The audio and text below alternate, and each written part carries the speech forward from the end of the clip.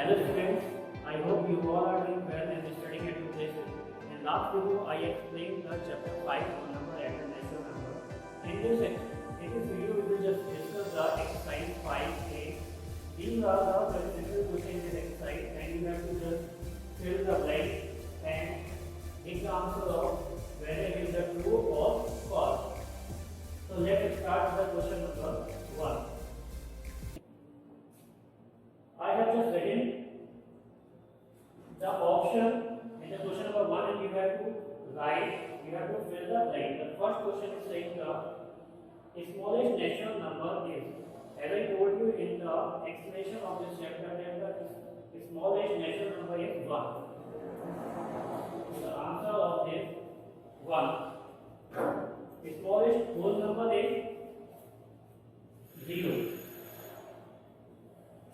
The largest natural number is, as I told you in the explanation of this chapter, that there is no largest natural and the whole number.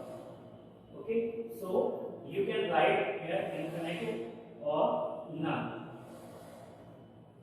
And then after the question number 4, the largest whole number is same, that is the none. Okay. The large number and the whole number are infinite. There is no range of the natural and the whole number. All the natural numbers are whole number. All the natural numbers are whole number. All whole numbers are not. The fourth question, all whole numbers are not natural numbers. Natural number. The seventh question is saying the successor of 4099 is. I told you when we add the 1 in the given number, it is called a successor. So here the 4999 is given. When you add in 1 in that, so it will be the successor. You will get a successor of that, and you will get the 4100. Means 4100 is the successor of 4099. How did you get it? After adding the 1. Now the 8 and the last 3 digits of the 4330. 3 digits. I got to when we subtract the 1 from the given number, we will get the 3 digits. What we will get when we subtract 4330 minus 1, you will get 4329. So this is the question number in which you have to fill the blanks. Now the true false are there. Second question I did not make to mark, that you have to leave this question. Now the third question is said that you have to write the true or false, whether the statement is true or false. First, whole numbers are closed for addition. In closure property, I told you the whole number are follow the closure property, then it is the true. I told you the closure property of the addition. Now the second question, if A and B are any two whole number, then A plus B is not a whole number. False. Why? If A plus B are any two whole number, then A plus B is not a whole number. It is the wrong. When we add two whole numbers, it remains the whole number. We get the whole number. If A and B are any two whole number, then A plus B is equal to B plus A. Yes, it is follow the commutative property of the addition. So it is the true. Next, 0 plus 18 is equal to 18 plus 0. 0 plus 18 is equal to 18 plus 0. That is the true. It is the existence of identity.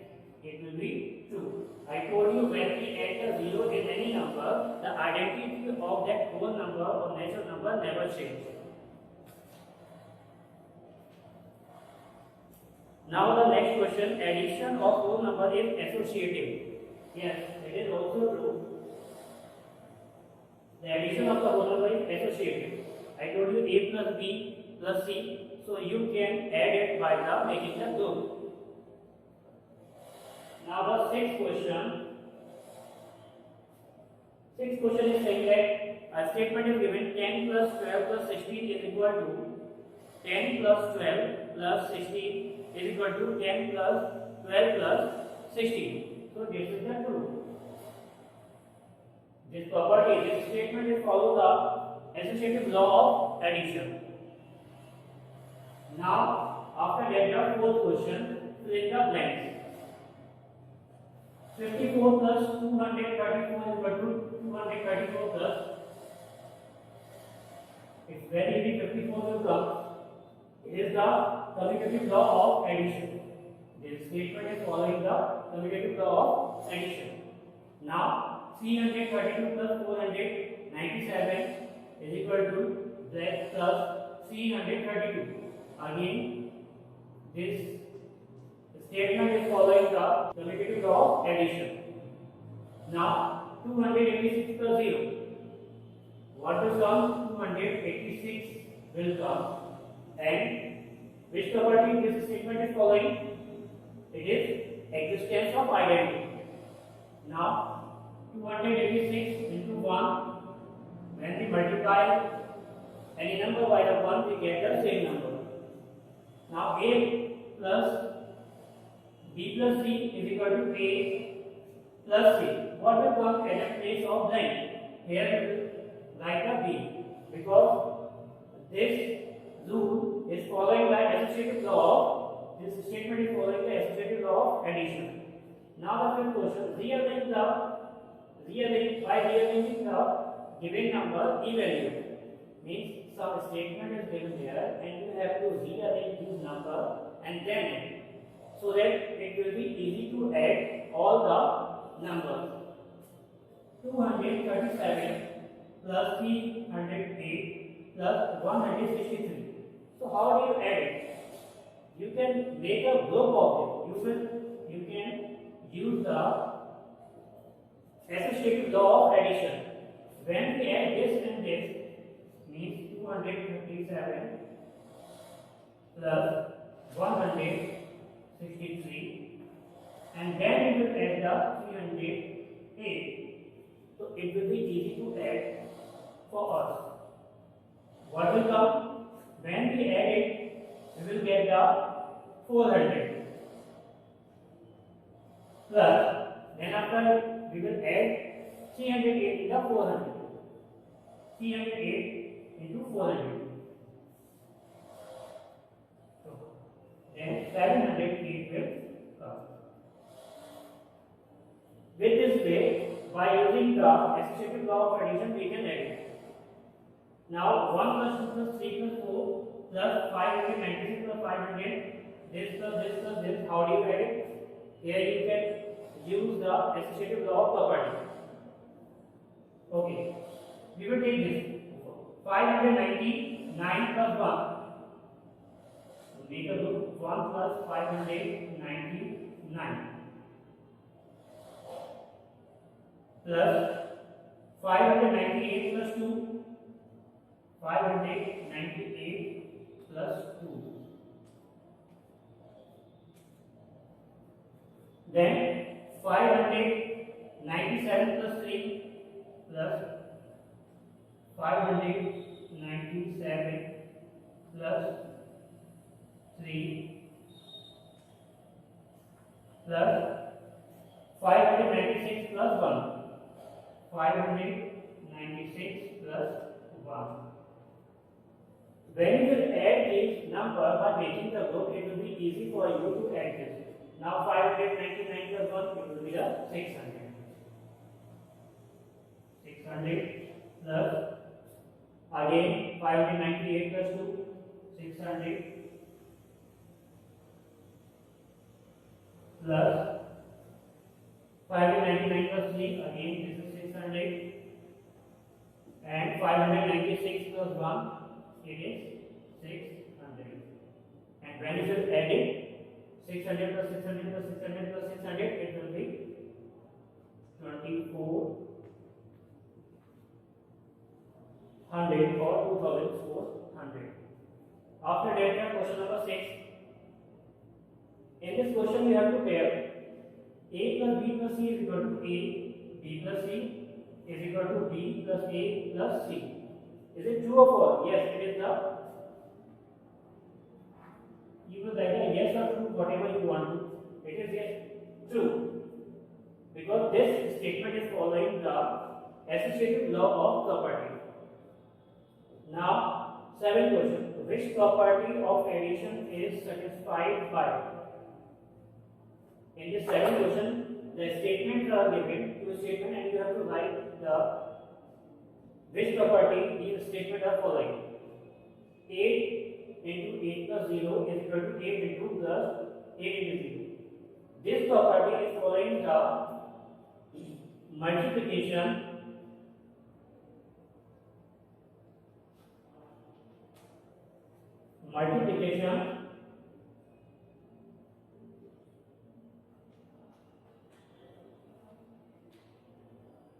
over addition.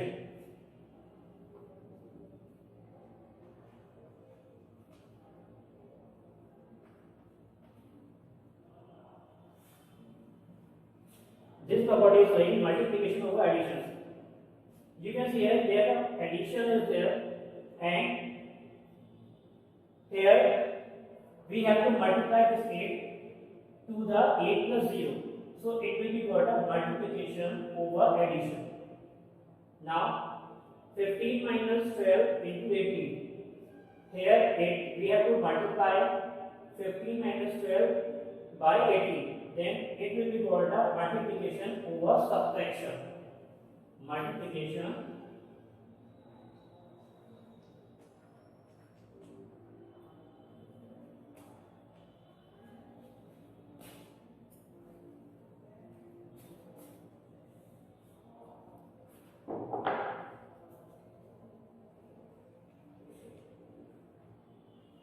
over subtraction.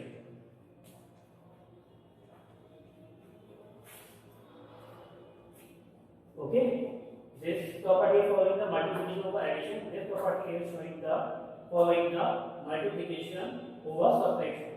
Now the 8th question, again we have to write the true or false.